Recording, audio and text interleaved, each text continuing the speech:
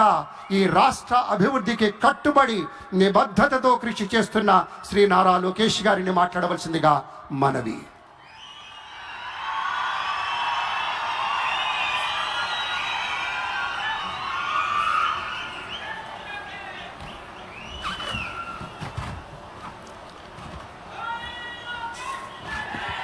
అమరావతి నమో నమః, అమరావతి నమో నమః, అమరావతి నమో నమః. వేదిక మీద ఉన్న ఆర్కిటెక్ట్ ఆఫ్ మోడర్న్ భారత్ గౌరవ ప్రధానమంత్రి నరేంద్ర మోడీ గారికి, మన పేదల నాయకుడు గౌరవ ముఖ్యమంత్రి చంద్రబాబు నాయుడు గారికి, నా అన్న గౌరవ ఉప ముఖ్యమంత్రి పవన్ అన్నకి, వేదిక పైన ఉన్న ఇతర గౌరవ పెద్దలకు, ప్రాణాలు సైతం లెక్క చేయకుండా అమరావతి కోసం పోరాడిన రైతులకు, ప్రజలకు నా హృదయపూర్వక నమస్కారాలు. ముందుగా పహల్గామ్ ఉగ్రవాద దాడిలో చనిపోయిన వారికి నేను నివాళులర్పిస్తున్నా. ఉగ్రవాదుల దాడిలో చనిపోయిన వారి కుటుంబానికి దేశం మొత్తం అండగా నిలబడుతుంది. పాకిస్తాన్ గీత దాటింది, అమాయకుల్ని చంపింది, చాలా పెద్ద తప్పు చేసింది. ఒక్క పాకిస్తాన్ కాదు, 100 పాకిస్తాన్లు వచ్చినా భారతదేశ నేలపై మొలిచిన గడ్డి కూడా పీకలేరు. 100 పాకిస్తాన్లకు సమాధానం చెప్పే ఒక్క మిసైల్ మన దగ్గర ఉంది. ఆ మిసైల్ ఏంటో తెలుసా? నమో గౌరవ ప్రధానమంత్రి నరేంద్ర మోడీ గారు. సింహం ముందల ఆటలు ఆడకూడదు, ఆడితే ఏమవుతుంది? మన సింహం నమో కొట్టే దెబ్బకి వరల్డ్ మ్యాప్ లోనే పాకిస్తాన్ అని మిస్సింగ్ రావటం ఖాయం. ఈ రోజు పాకిస్తాన్ ఆర్మీలో పనిచేసేవారు కొంతమంది రాజీనామా చేశారు, కొంతమంది సెలవులు పెట్టిపోయారు. దట్ ఈస్ మన నమో. నమో కొట్టే దెబ్బకి పాకిస్తాన్ దిమ్మ తిరుగుతాం ఖాయం. ఈ రోజు నేను గర్వంగా చెప్పగలుగుతున్నా, ఎంటైర్ నేషన్ స్టాండ్స్ విత్ మన నమో. కేంద్రం ఈరోజు కుల గణన చేయాలనే నిర్ణయం తీసుకుంది. ఇది ఒక నిర్ణయం కాదు, ఇది ఒక సంచలనం. Wear others hesitated for decades, Namo acted, rewriting history with courage. True to his commitment to empower the marginalized and deprived, Namo's bold stroke will deliver social justice in its truest form. నమో గారికి ఆంధ్రప్రదేశ్ అన్న, అమరావతి అన్న ఎంతో ప్రేమ. ఇప్పుడు ఆయన ఢిల్లీలో ఎంత బిజీగా ఉన్నారో మనందరూ తెలుసు. ఆయన ఈ కార్యక్రమానికి వచ్చారు. 2024 ఎన్నికల్లో ప్రజలు ఎన్డీఏ ప్రభుత్వానికి 94 సీట్లు గెలిపించారు. అందుకే మన ప్రధాని నమో గారు ఆంధ్రప్రదేశ్ కోరిన అన్ని కోరికలు తీరుస్తున్నారు. మొన్నే విశాఖపట్నానికి వచ్చి railway zone, NTPC green project, Nakkapalli bulk drug park కి నిధులు కేటాయించారు. ఏకంగా విశాఖపట్నం ఉక్కు ఫ్యాక్టరీని కాపాడారు. ఇప్పుడు అమరావతికి వచ్చి నిధులే కాదు పనులు కూడా ప్రారంభించబోతున్నారు. మనం ఒకసారి గతం కూడా గుర్తు చేసుకోవాలి. 2014లో రాష్ట్ర విభజన జరిగింది. కట్టుబట్టలతో మెడబట్టి మన బయటికి గెంటేశారు. ఎక్కడి నుంచి పరిపాలించాలో తెలియని పరిస్థితి. కానీ మన సిబిఎన్ గారికి సంక్షోభాలు కొత్త కాదు.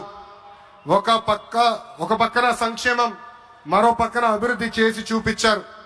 అందరి ఆమోదం తెలిపిన తర్వాతనే అమరావతి రాజధానిగా ప్రకటించారు. రైతులు చేసిన త్యాగం వల్ల ఈ రోజు అమరావతి ఏర్పడింది. ఒకే రాజధాని, అభివృద్ధి వికేంద్రీకరణ అనే ఎజెండాతో మన ప్రభుత్వం ముందరికెళ్ళింది. రాయలసీమను electronics, automotive, renewable energy hub గా తయారు చేశాం. గోదావరి జిల్లాలో ఆక్వాని పెద్ద ఎత్తున ప్రోత్సహించాం. ఉత్తరాంధ్రలో ఐటీ, ఫార్మా కంపెనీలు కూడా ఆనాడు మనం తీసుకొచ్చాం. కానీ 2019 నుంచి 24 వరకు విధ్వంస పాలన మనం చూసాం. మన సిబిఎన్ పై ఉన్న వ్యక్తిగత కక్షతో అమరావతిని చంపేయాలని చూశారు. ఒక్క ఇటుక కూడా పెట్టకుండా 3 రాజధానులంటూ 5 సంవత్సరాలు గడిపేశారు. 8 ఏళ్ల పిల్లోడి దగ్గర నుంచి 80 సంవత్సరాల వృద్ధుల వరకు జై అమరావతి అంటూ జెండా బతుకుని రోడ్డు పైకి వచ్చి ధర్నాలు చేస్తాం, పోరాటాలు చేస్తాం, మనందరం చూసాం.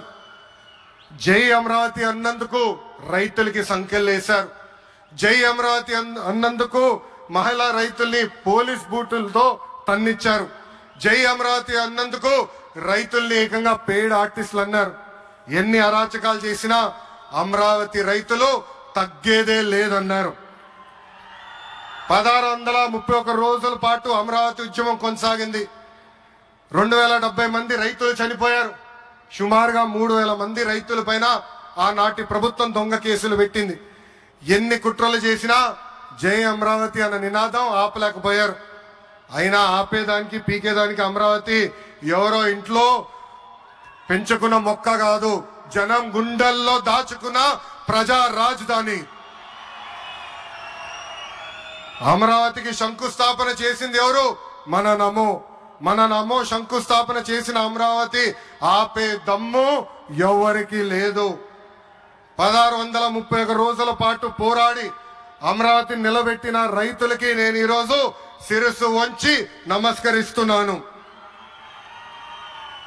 ప్రధాని నమో గారి చేతి మీదుగా అమరావతి పనులు తిరిగి ప్రారంభం అవుతున్నాయి. ఇంకా అమరావతి అన్స్టాపబుల్. అభివృద్ధి వికేంద్రీకరణ అంతే స్పీడ్ గా జరిగిపోతుంది. Polavaram, Visakha steel plant, Bhogapuram airport, Prakasam జిల్లాలో CBG plant, Kurnool high court bench, ఇలా అన్ని కార్యక్రమాలు జెట్ స్పీడ్ తో జరుగుతాయి.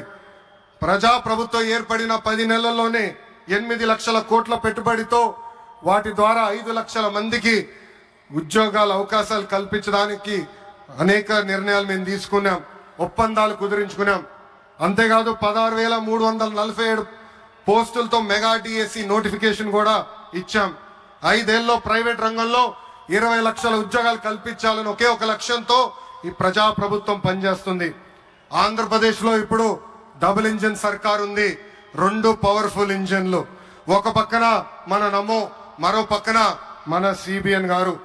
అభివృద్ధి సంక్షేమం అనేది జోడెద్దుల బండి. ఎన్ని ఇబ్బందులు ఉన్నా సంక్షేమ కార్యక్రమాలు అమలు చేస్తూ అభివృద్ధి పరుగులు పెట్టిస్తున్నారు మన సిబిఎన్, మన పవన్ అన్న. ఇంకా మనకి తిరిగే లేదు. ఇది తెలుపుకుంటూ గౌరవ ముఖ్యమంత్రి గారు ఎప్పుడూ మన పైన ప్రేమ చూపిస్తూనే ఉన్నారు. మనం అడిగిన అన్ని కోరికలు తీర్చుకుంటూనే వస్తున్నారు. నాకు తెలిసినంత వరకు ఏ రాష్ట్రాన్ని కూడా గౌరవ ప్రధానమంత్రి గారు ఇన్నిసార్లు వెళ్ళింది లేదు. దానికి నేను హృదయపూర్వక ధన్యవాదాలు తెలుపుకుంటూ జై అమరావతి, జై అమరావతి, జై అమరావతి, జై ఆంధ్రప్రదేశ్, జై ఆంధ్రప్రదేశ్, జై ఆంధ్రప్రదేశ్. నరేంద్ర మోడీ గారి నాయకత్వం, నరేంద్ర మోడీ గారి నాయకత్వం, చంద్రబాబు నాయుడు గారి నాయకత్వం, పవన్ అన్న నాయకత్వం. జై హింద్.